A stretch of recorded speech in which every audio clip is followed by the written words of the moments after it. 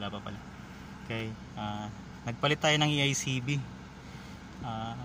Binababa niya kasi yung RPM pag naka-on yung aircon.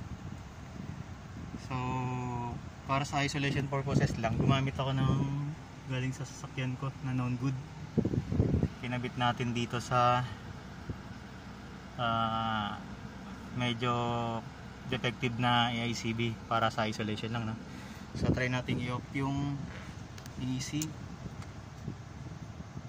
So wala namang response dun sa RPM. On natin, dapat itataas niya kasi. So hindi rin nagre-response. Pero sa scanner to, may kita natin itataas niya yan.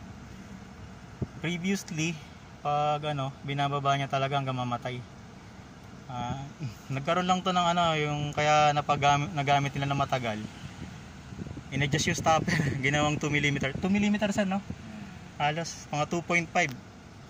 So pagka ganun kasi bypass na yung EICB, hindi tayo pwedeng mag-expect na itataas ng stopper na yon yung RPM, kasi kumbaga sa control, dumb controller yon, mechanical itong EICB ECU control. So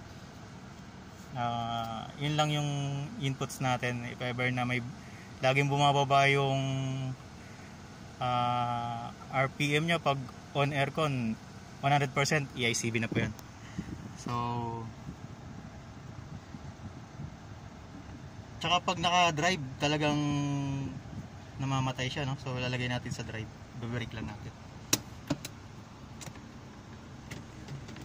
So yan, naka-drive tayo, pero yung RPM natin stable.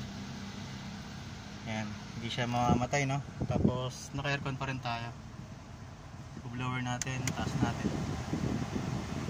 Mataas na yung pero stable pa rin. Drive pa yan, ha? May load na, pinipigilan natin yung makina. Dapat based doon sa complaint ng customer, meron siyang shutdown na to sa ganito, sa pag naka-drive na. Drive natin sa neutral, so tataas yan since wala nang load na. So okay. So confirm case EICB. Kaso nagtanong kami sa Nisway, magkano sir?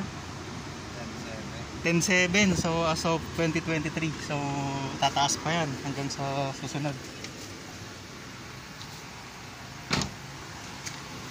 Okay.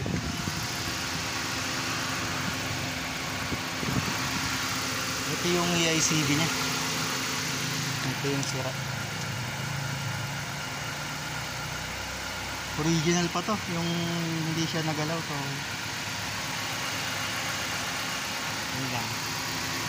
Test drive na lang namin. Sana makatulong. Thank you, love you.